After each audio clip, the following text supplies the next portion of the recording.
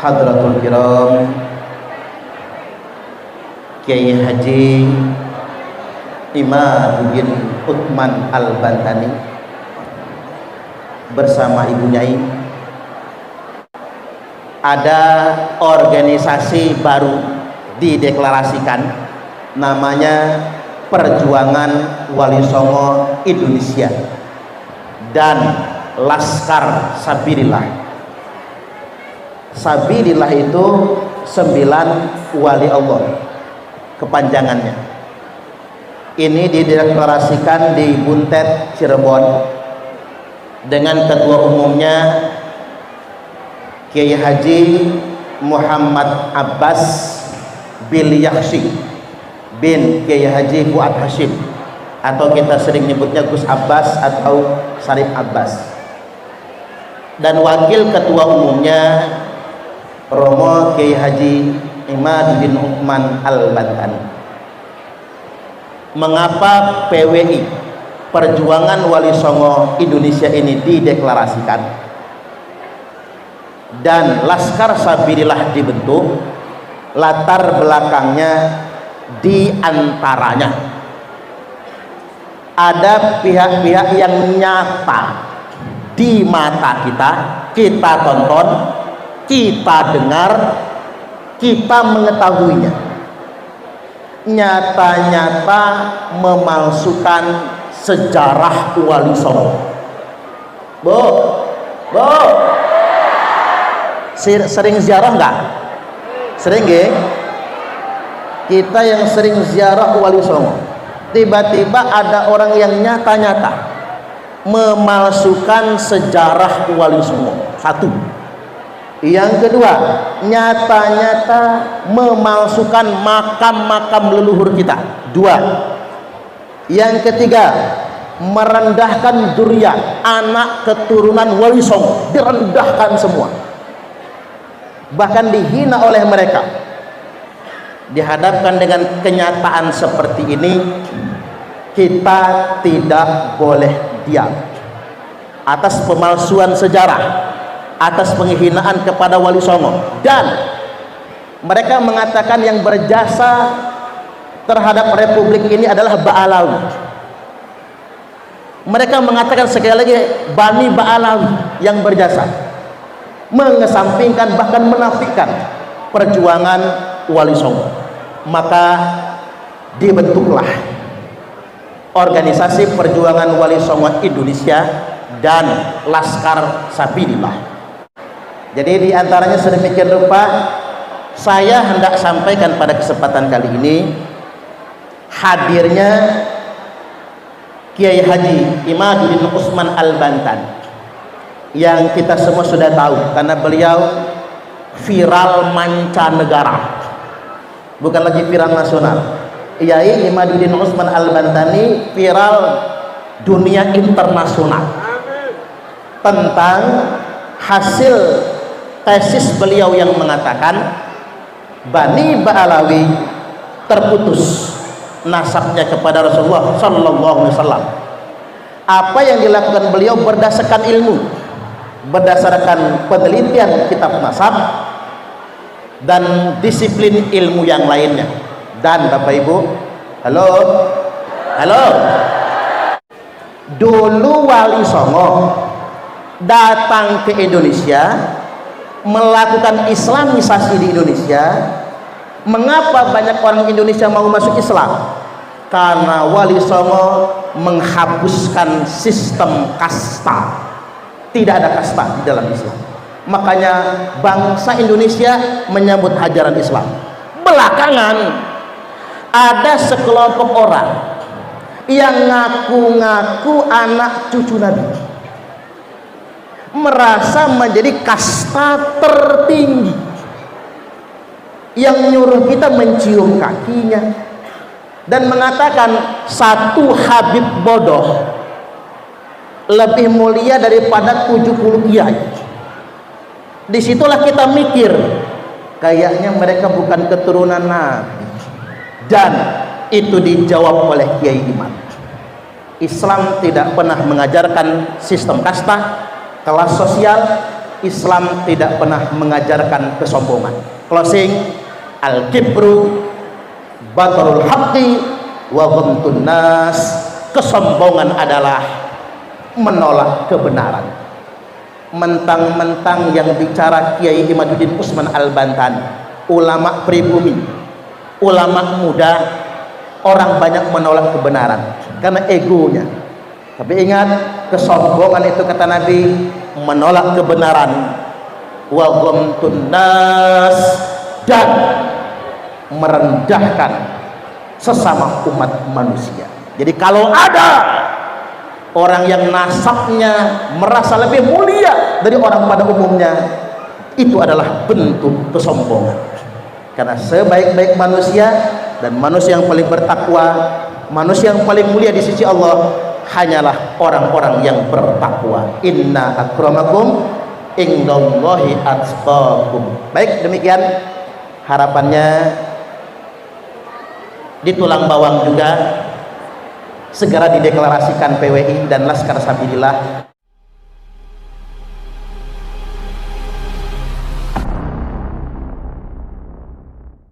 Kita ahli sunnah wal jamaah, wong NU iku sekabeh ahli sunnah wal, kita ini ahli sunnah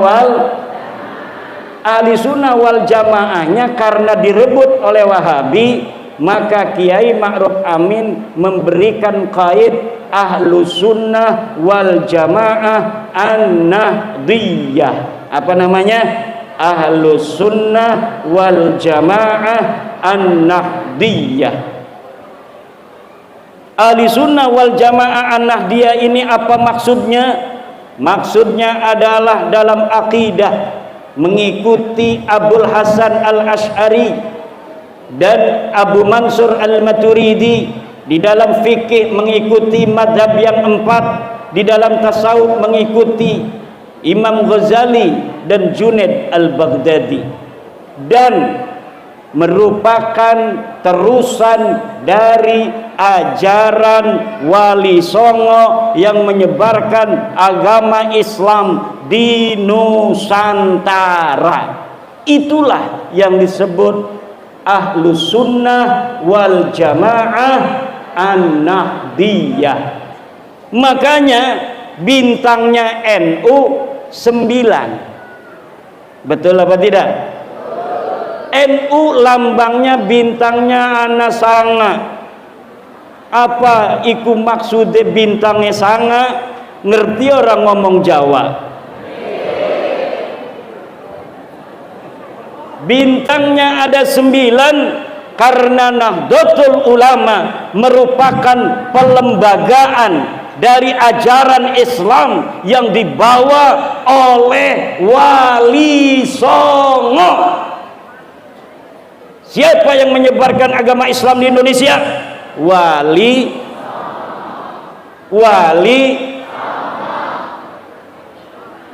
Kapan Wali Songo menyebarkan agama Islam di Indonesia? Abad ke-15, abad ke-16. 1600. Lalu bagaimana ajaran Islam Wali Songo itu? Ajaran Islam Wali Songo adalah ajaran Islam di mana Islam yang universal, yang datang daripada Allah, yang ada di dalam Al-Quran, kemudian dibawa ke tanah Jawa tanpa merusak adat istiadat, budaya, kebudayaan, peradaban yang tidak bertentangan dengan ajaran universalisme Islam itu sendiri. Itu adalah ajaran Islam Wali Songo yang hari ini dilembagakan oleh Nahdlatul. Makanya wis ora salah ibu-ibu ngenggo pakaian muslimat. Ini pakaiannya pakaian NU. Ini juga pondok pesantren pakainya bajunya NU. Ini baju Patayat ya.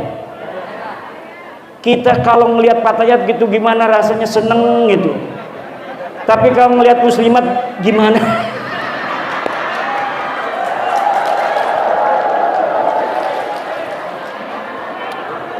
Kalau Patayat di tasnya itu ada minyak wangi, kalau Muslimat di tasnya adanya balsem.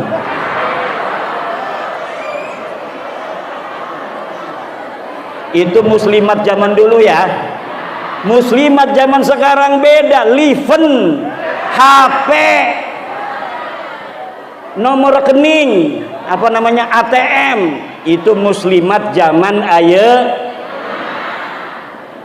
Ibunda yang ngaji ini mah orang Sunda nih, punya di Banten. Masya Allah, suara orang Banten itu memang memukau. Laki-lakinya gimana gitu. Amin ya Rabbal. Ibu bapak, kalau kita tidak percaya pada Isra hukumnya kafir. Kalau tidak percaya kepada Ba'lawi turunan Nabi, kafir apa enggak? Ngakunya kan mereka turunan Nabi, betul atau tidak? Dan semua orang sejak kecil tahunya Ba'lawi itu yang dipanggil Habib adalah turunan Nabi. Karena sejak datang 100 tahun yang lalu mereka ngakunya sebagai keturunan Nabi. Tapi setelah diteliti nasabnya, ternyata nasabnya tidak tersambung kepada Nabi Muhammad sallallahu alaihi wasallam. Ini salah satu wasilah saya kenal dengan dai Lampung, Singa Lampung, Kiai Suparman Abdul Karim. Karena ketika dari Banten kemudian mengumumkan tesisnya, disambut oleh Jogja, disambut oleh Pasuruan, disambut oleh Garut, disambut oleh Cianjur, disambut oleh Aceh, disambut oleh Palembang, dan di Lampung yang menyambut pertama kali Kiai Suparman Abdul Karim. Dan dengan wasilah Kiai Suparman dan Bapak Surahman, man semua, jangan-jangan saudara ini, Ketua BPPP 3UE Bapak Surahman dan Kiai Suparman, jangan-jangan saudara ini. Dengan wasilah beliau berdua saya bisa ke Dipasena. Insyaallah tadi kita telah berdoa dengan izin daripada Romo Kiai Sufyan, Ketua Syuriah PCNU Tulang Bawang, dan Ketua PCNU Tulang Bawang Romo Kiai Dimyati. Insya Allah doa kita untuk Dipasena, untuk kemakmuran kita semua akan dikabulkan oleh Allah Subhanahu wa Ta'ala. Ibu bapak hadirin ma'asyiral muslimin rahimakumullah. Tadi sebelum kesini pengurus MWC ngobrol dulu, tanya-tanya apa sebenarnya yang menjadi latar belakang Kiai meneliti daripada nasab Ba'lawi ini. Sekarang saya jawab, saya dulu husnudzon bahwa para Ba'lawi ini yang ada di Indonesia betul keturunan Nabi. Bahkan banyak yang datang ke rumah saya sering sekali. Para Ba'lawi ini ada yang hanya silaturahmi, ada yang minta amplop dan lain sebagainya, biasa-biasa saja. Itu sudah lama. Tapi kemarin 1 tahun kemarin saya lihat ini kok kayak tidak nyambung antara akhlak yang ditampilkan di hadapan publik dengan pengakuan sebagai keturunan daripada baginda Nabi besar Muhammad sallallahu alaihi wasallam. Akhirnya karena itu kemudian saya penasaran, apa betul para Ba'lawi yang dipanggil Habib ini adalah keturunan Nabi? Saya mencari di internet silsilah mereka, ketemulah salah satu silsilah tokoh dari Ba'lawi. Kemudian saya urut namanya sampai Nabi Muhammad ada 39. Saya cari referensi tentang tahun-tahunnya. Ini tahun 2000, ini tahun sekian, bapaknya tahun sekian, tahun sekian, tahun sekian, hijriahnya sekian. Akhirnya setelah tahu nama-nama 39 dan tahun masing-masing dengan tahun hijriah, maka saya cari kitab-kitab nasab yang sesuai dengan tahun-tahun yang ada. Karena keturunan Nabi semua keturunan Nabi setiap masa dicatat, Pak. Di abad ketiga ada kitabnya. Kalau betul ini orang yang ada di abad ketiga ini adalah merupakan turunan Nabi, maka akan ada catatannya. Di abad keempat banyak kitabnya, di abad kelima juga banyak, di abad keenam juga ada, di abad ketujuh juga ada, abad 9 ada, sampai abad sekarang ini anak keturunan Nabi yang ada di Saudi Arabia dari golongan marga Al-Abdali Al-Auni yang paling sahih, kemudian dari Az-Zaidi yang ada di Yaman. Di Yaman ini yang sahih nasabnya adalah Az-Zaidi, dari nasab keturunan para imam-imam Zaidiyah yang ada di Sana'a. Itu terbukti dalam setiap generasi sampai hari ini. Yang sedang perang dengan orang-orang Amerika, yang sedang perang dengan orang-orang Israel, yang sedang perang dengan Inggris, itu adalah keturunan Nabi asli yang ada di Yaman dari suku Al-Hausi. Al-Hausi itu adalah keturunan Imam Hasan bin Ali bin Abi Thalib atau Imam Hasan bin Fatimah binti Rasulullah Muhammad sallallahu alaihi wasallam. Ternyata ini ada satu nama di abad keempat dari silsilah mereka, namanya Ahmad bin Isa. Ahmad bin Isa saya cari ada di dalam kitab-kitab nasab. Anaknya dicatat, jumlahnya 3. Pertama Muhammad, 2 adalah Husain, 2 Ali, ketiga Husain. Nah, sedangkan ini para Ba'lawi mengaku bahwa Ahmad bin Isa punya anak keempat, namanya Ubaid. Saya cari seluruh kitab yang ada di abad keempat, tidak ada yang menyatakan Ubaid ini adalah anak Ahmad bin Isa. Nanti di abad kelima mungkin ada yang mencatat, tidak ada. Kitab banyak ditulis, Ahmad bin Isa hanya punya anaknya 3, Muhammad, Husain, dan Ali. Di abad yang ke-6 saya cari tidak ada. Di abad ke-7 semuanya Ahmad bin Isa keturunannya dicatat, sampai keturunan yang ke-5, ke-6, sampai hari ini itu sudah ada catatan abad ke-15 keturunan Ahmad bin Isa dari anak yang bernama Muhammad, dari anaknya yang namanya Ali, dari anaknya yang namanya Husain. Tapi dia dicatat tidak punya anak bernama Ubaidullah. Lalu dari mana mereka mengaku selama 550 tahun nama Ubaid tidak ditulis sebagai anak Ahmad bin Isa? Pada abad 9 mereka bikin buku sendiri. Jadi pencatat nasab keluarga Rasul itu mencatat Ahmad tidak punya anak namanya Ubaid, dia mencatat sendiri, kakek saya namanya Ubaid. Ubaid ini anak daripada Ahmad. Sementara di abad yang sama Ibnu Inabah dalam kitabnya Umdatut Talib Al-Kubra mengatakan yang sama, dia mengaku, tapi ini pencatat nasab Rasul juga terus mencatat tidak ada anak yang namanya Ubaid. Ini yang mencatat pertama kali namanya Ali bin Abu Bakar As-Sakron. Abadnya abad 9, wafatnya 895 Hijriah.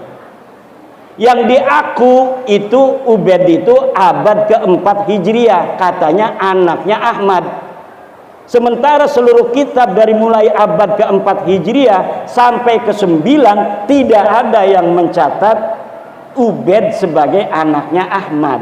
Baru pengakuannya pada tahun 895 Masehi. 895 Hijriah. Saya katakan begitu. Akhirnya marah-marah sama saya. Katanya dajjal itu. Foto saya sekarang, Bu, itu dibikin-bikin oleh mereka, matanya cuma satu. Saya juga ngelihatnya kaget. Tapi demi kebenaran, maka saya sampaikan, kalau ada kiai-kiai kita yang masih menggunakan kitab nasab abad 9, abad 10, yang menyatakan mereka ini ada keturunannya sampai Rasulullah, itu karena memang mulai ditulisnya pada abad 9 Hijriah. Mereka ngakunya tuh pada abad 10 Hijriah. Mereka ada di Yaman. Ahmad bin Isa ini adanya di Madinah. Ahmad bin Isa ini orang Madinah. Tidak ada berita Ahmad bin Isa ini pindah ke Basrah, dari Basrah kemudian pindah ke Yaman. Tak ada. Lalu bagaimana dia sekarang ngomong Ahmad bin Isa ini pindah dari Basrah kemudian ke Yaman? Kata saya, mana buktinya? Ini buktinya, ada makamnya. Saya cari makamnya di kitab-kitab. Dia kan meninggalnya tahun 345 kata Ba'lawi. Saya cari di abad itu, abad keempat, kitab-kitab sejarah Yaman yang ditulis banyak sekali. Ibnul Athir, Ibnu Khaldun, kemudian Al-Lahaji, Musallam Al-Lahaji, banyak kitab-kitab Yaman yang ditulis. Ada nggak di sana makam namanya makam Ahmad bin Isa? Tidak ada, karena memang Ahmad bin Isa tidak pernah hijrah dari Basrah ke Hadramaut. Seperti juga tidak ada berita Ahmad bin Isa ini ada di Basrah. Yang diketahui oleh ahli sejarah, Ahmad bin Isa cucu Nabi ini asli cucu Nabi. Dia tinggalnya di kota Madinah, di kampung yang namanya Kampung Surya. Ini kitab-kitab abadnya Ahmad bin Isa mencatat begitu. Dia adanya di Madinah, dia tidak pindah ke Basrah, apalagi pindah ke Hadramaut. Lalu bagaimana itu makam bisa menjadi ciri-ciri bukti bahwa Ahmad bin Isa pindah ke Yaman? Makam itu makam palsu. Makam bisa bikin, Pak Lurah. Nih, Pak Lurah di sini supaya ada pariwisata air. Kalau kita bikin pariwisata air di Pasena ini kan bagus nih. Jangan hanya tambak, tapi pariwisata air. Nggak bakal cepet rame. Tapi kalau bikin makam wali di sini, penyebar agama Islam pertama di tanah Sumatera, mesen batunya yang tua di Patri itu, di Bali itu bisa ditulis Syekh Mbah Jangkung dari Basrah, bahasanya bahasa Arab, minal Basrah ila dipasena sana salasi miatin hijriyatin, abad 3 Hijriah misalnya. Itu nanti orang rame, wah ada makam Syekh Mbah Jangkung asli dari Basrah. Datanglah itu orang, bukan hanya Wali Songo, sekarang Wali Mbah Jangkung yang ada di Pasena. Makam tidak bisa dijadikan sebuah bukti bahwa seseorang itu pernah ada, karena makam bisa dibikin. Tuh di Jogja hari ini 300 makam palsu semua di Jogja, namanya Ba'lawi semua. Apalagi ada yang di Semarang itu orang Jogja asli, namanya KRT Sumodiningrat. Makamnya sudah ada, mencil biasa-biasa saja, nggak rame, di Pleret. Akhirnya dia bikin makam lagi nama yang sama di Semarang, dibikin binnya bin Ba'lawi bin Toha bin Yahya Ba'alawi. Lah keturunannya KRT Sumodiningrat yang ada di Jogja marah. Karena apa? Karena catatan mereka sudah jelas. Ini KRT Sumodiningrat orang Jogja asli. Dia panglima perang Jogja, bapaknya orang Jogja, kakeknya orang Jogja, buyutnya orang Jogja, keturunannya juga sampai sekarang ada. Kok bisa-bisa nama yang sama, sejarahnya sama, perang, kemudian mati di masjid, kok sekarang jadinya jadi Ba'lawi? Ini yang terjadi sejak zaman Ahmad bin Isa, yang dia orang Madinah. Tidak ada berita dia ada di Basrah. Kemudian hari ini ada makam di Yaman yang katanya namanya Ahmad bin Isa, pindahan dari Basrah. Kalau Kiai Romo Sufyan ini ada di Lampung, kemudian ada punya silsilah dari Raden Patah Demak, anak cucunya. Diteliti, kok orang Lampung binnya kok ke atasnya leluhurnya bin Raden Patah Demak. Setelah diteliti, memang dulu kakeknya yang bernama Romo Yai Sufyan pindah dari Semarang ke Lampung. Berarti ada sejarahnya tuh, nyambung tuh. Kalau ini Ba'lawi katanya makamnya di Yaman, di Hadramaut, tetapi sejarahnya setelah ditelusuri tidak ada satupun kitab yang mengatakan Ahmad bin Isa ini pindah ke Yaman dari Basrah. Tidak ada. Kalau buyut-buyutnya ada di Basrah, pindah dari Madinah, buyut-buyutnya ke Basrah, ke Baghdad, ke Qom, ke Asfihan, ke Syam, ke Najaf. Tapi Ahmad bin Isanya dia ada di kota Madinah. Makamnya di mana? Tidak ada. Karena mungkin dia orang yang tidak terlalu panjang umur. Karena mungkin peran di dalam politik keagamaan dia tidak terlalu menonjol. Akhirnya namanya, makamnya tidak terurus. Buyut kita aja 3 kadang-kadang makamnya nggak tahu, betul nggak? Kalau dia bukan kiai, dia bukan pahlawan revolusi, dia bukan pahlawan kemerdekaan, ya orang biasa-biasa saja, itu sudah biasa. Makamnya 5 generasi saja sudah hilang. Jadi tidak terlalu penting untuk mengetahui di mana makamnya Ahmad bin Isa kalau dia ada di Madinah. Kalau misalnya ditemukan makam Ahmad bin Isa di Madinah, baru berarti makam di Yaman itu palsu. Tidak bisa begitu, tidak usah begitu.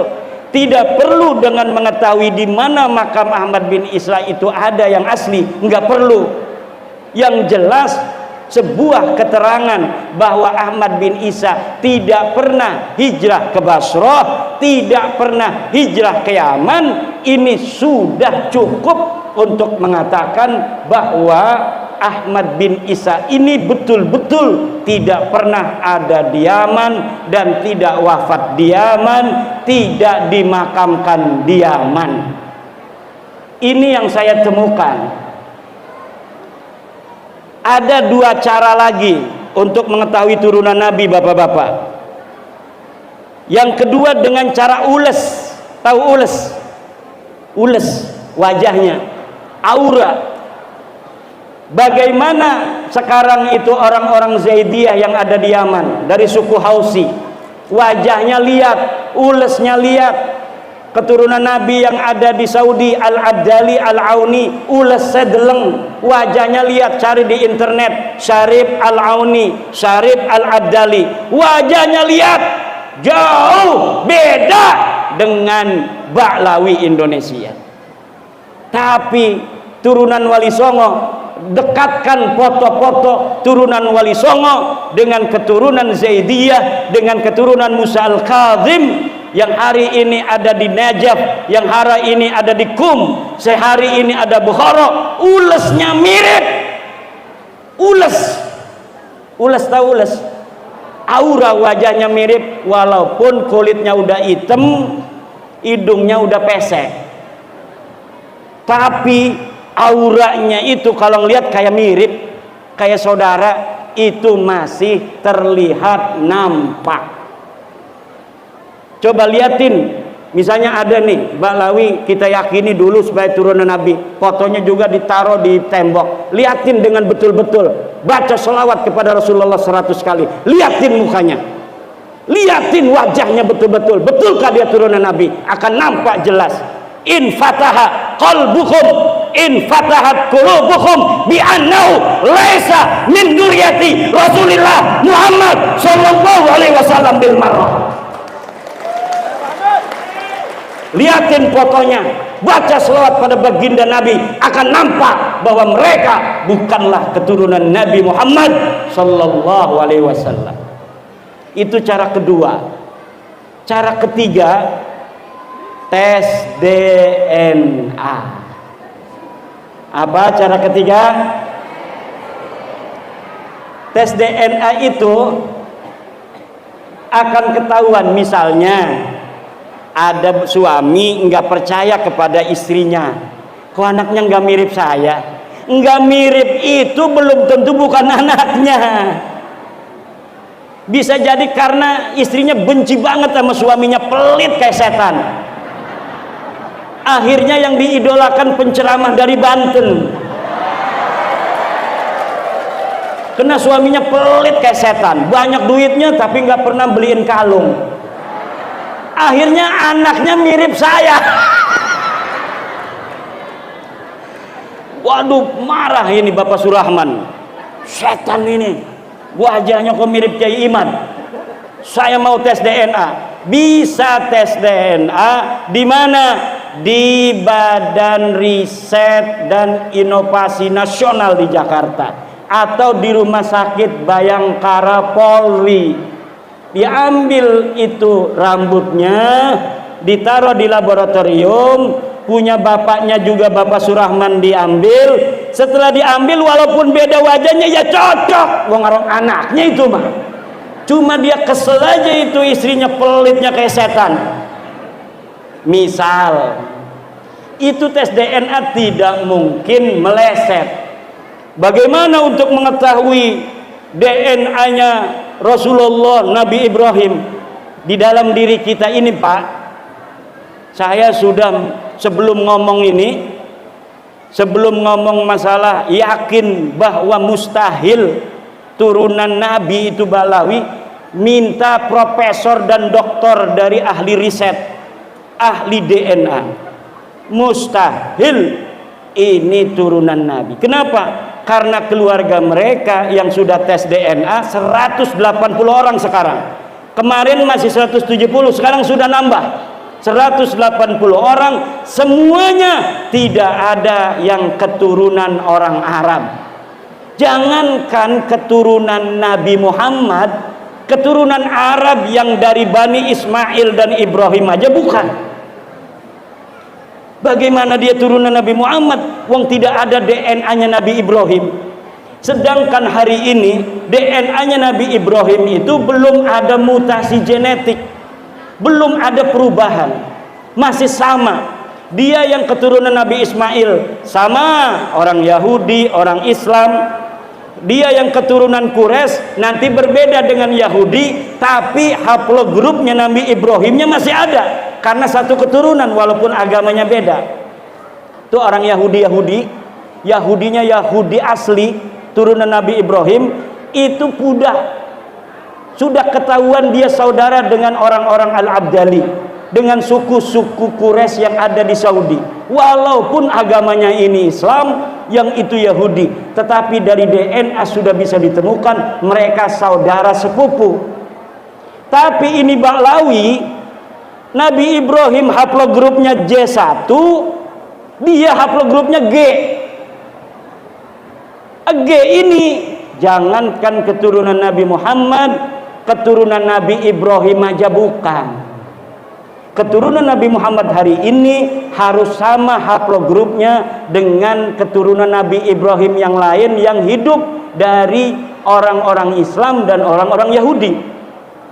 Dari kita ini sudah ditentukan oleh Allah.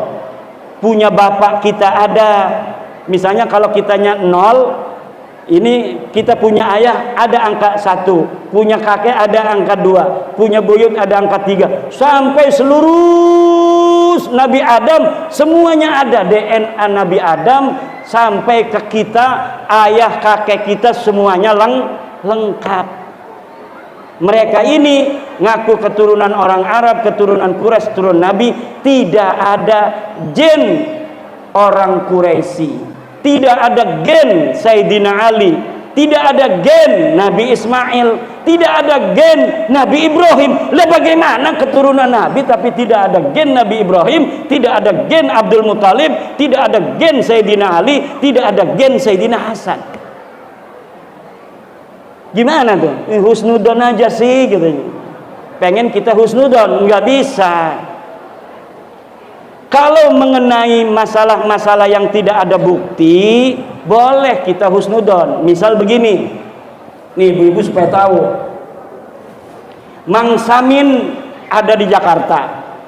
Mang Samin ini orang tulang bawang. Dia nyolong motor di Jakarta. Nyolong motor, dibawa ke tulang bawang.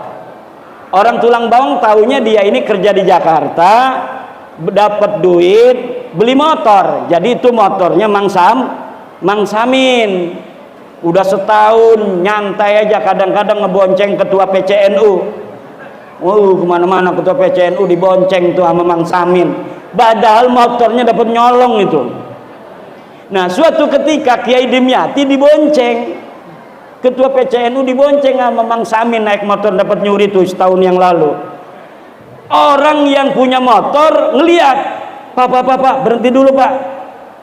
Pak maaf, ini motor saya yang hilang dulu di Jakarta. Hei, bukan, ini motor saya, kata Mang Samin. Saya dapat beli setahun yang lalu. Mana buktinya? Kata Kiai Dimyatinya sama orang yang nyegat itu.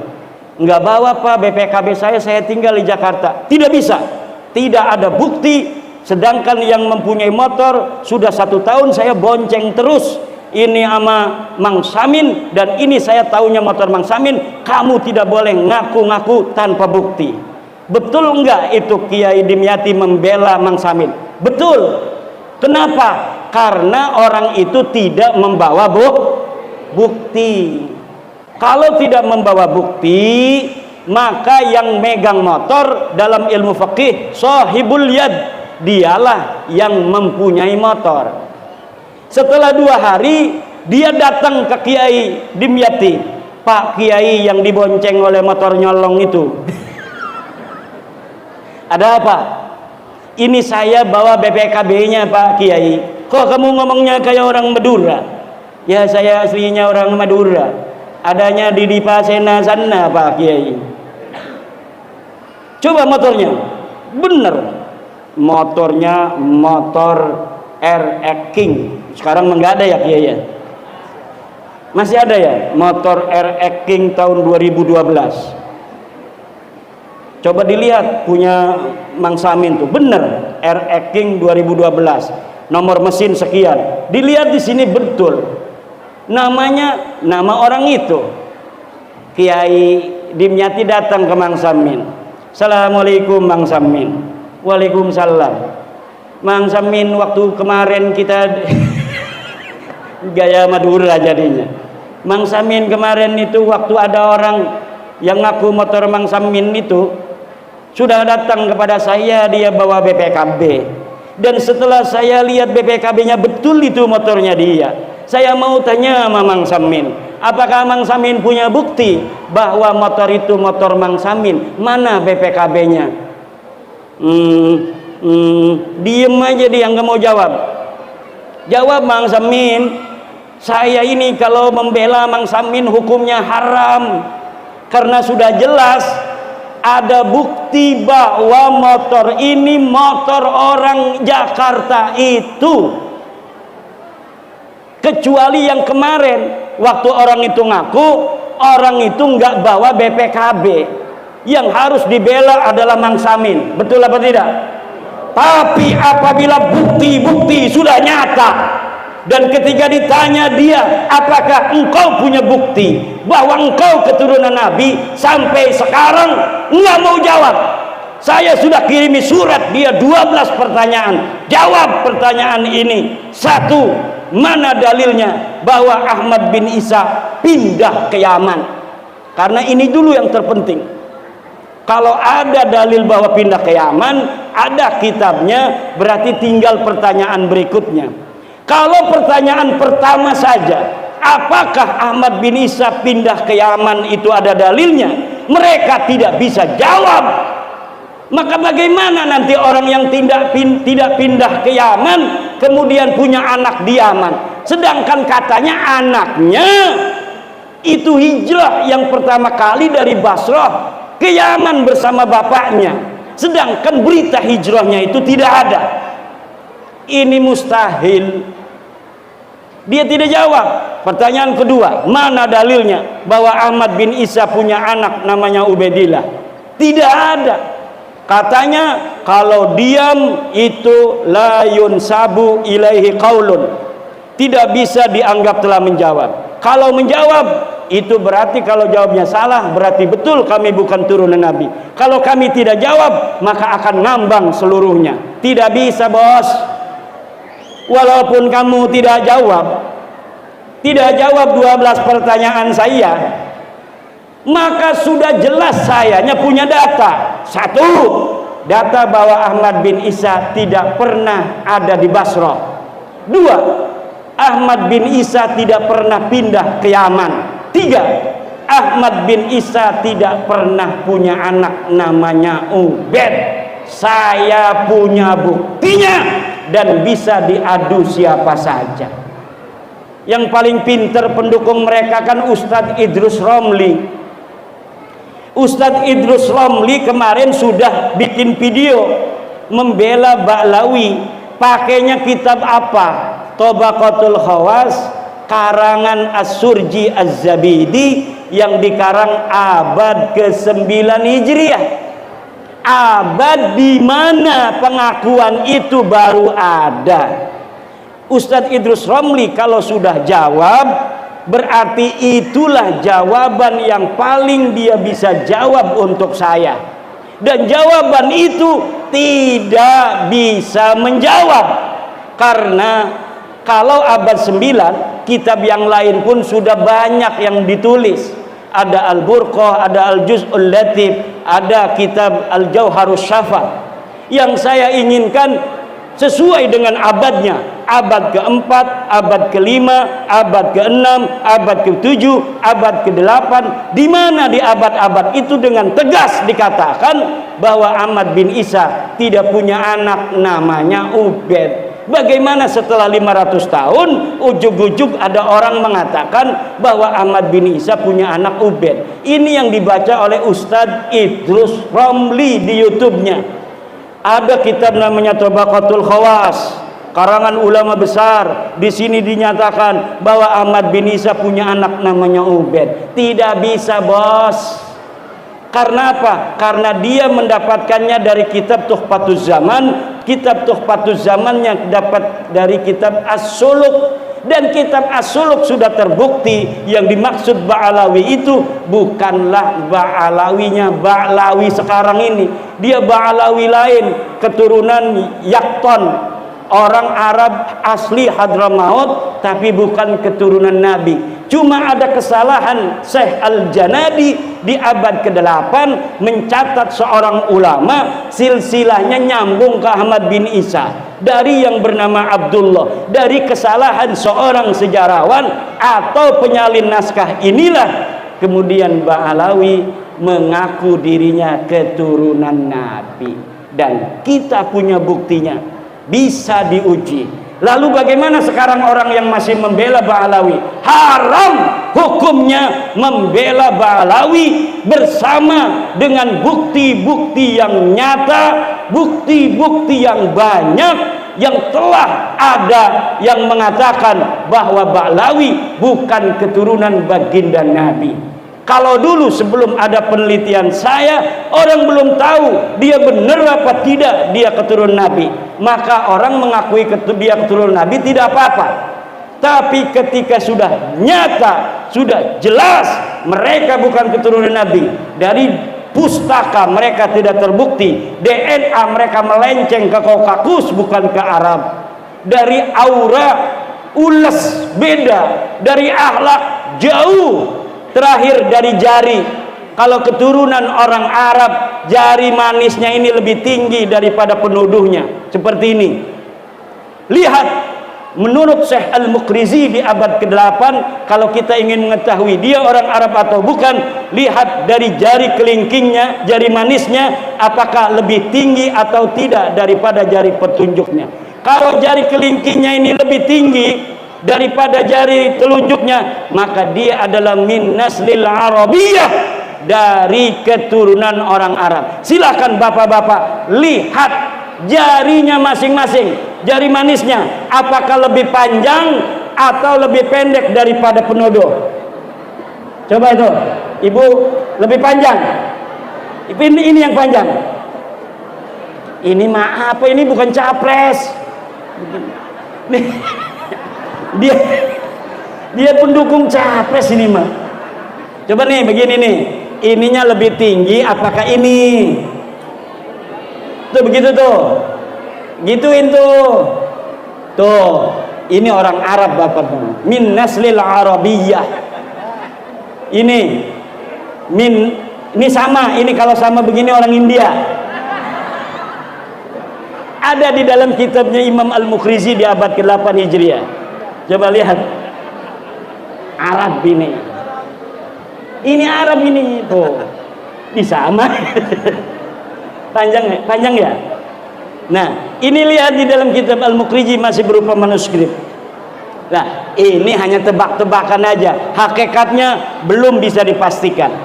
Tapi kalau DNA itu hakikatnya 100% secara ilmu DNA. Coba Neng, Arab ini Arab nih. Ini bukan begini, bukan capres, bukan. Ini kita lagi ini kita orang Arab apa bukan? Ini bisa dilihat dari jarinya menurut Imam Muqrizi. Bukan capres ya. Kalau capres mah, Bu, kita doa aja yang jadi, mudah-mudahan cinta ke seluruh bangsa Indo, cinta kepada terutama cinta kepada orang di Pasena, supaya masalah di sini diberesin semua, orang-orang sini dapat haknya, jalannya dibagusin. Jangan saya lagi tidur semalam di mobil sampai bangun, wah, istri saya bangun, ini jalan kok begini, berarti nong ini udah deket. Karena Kiai Suparman ngomong, cuma Kiai jalannya itu katanya dulu itu lebih parah, semenjak katanya ada Pak Jokowi alhamdulillah agak bagusan, sekarang jalannya masih gerusak-gerusuk. Mudah-mudahan nanti presiden yang jadi akan membangun jalan untuk di Pasena. Kalau bisa siapa yang mau nanda tangan MOU, mau membangun di Pasena, mau untuk membereskan urusan tanah di Pasena, itu yang akan dipilih seluruh orang di Pasena. Jangan kita nyolok presiden pakai emosi, pakai otak bos. Nyolok presiden pakai jangan pakai emosi. Kalau pakai emosi kita untungnya nggak ada, rugi melulu. Betul tidak? Nanti kitanya nyumbang-nyumbangan segala macam karena emosi. Ini harus menang nih, walaupun gak ada duitnya kita nyumbang. Nggak ada bos. Udah jadi mas semuanya sama saja. sama saja presiden kita, dan gak mungkin inget lagi sama kita orang di bawah. Lebih baik sebelumnya, mau nggak MOU? Kalau MOU mau membangun daerah kita, baru kita akan dukung. Kalau perlu kita kasih 0 calon yang lain. Betul? Hidup Indonesia. Hiduplah Indonesia Raya. Indonesia, tanah tumpah darahku. Yang keras, ini untuk Indonesia. Aku berdiri dari lambung ibuku, Indonesia kebangsaanku, bangsa yang tanah airku. Marilah kita berseru Indonesia.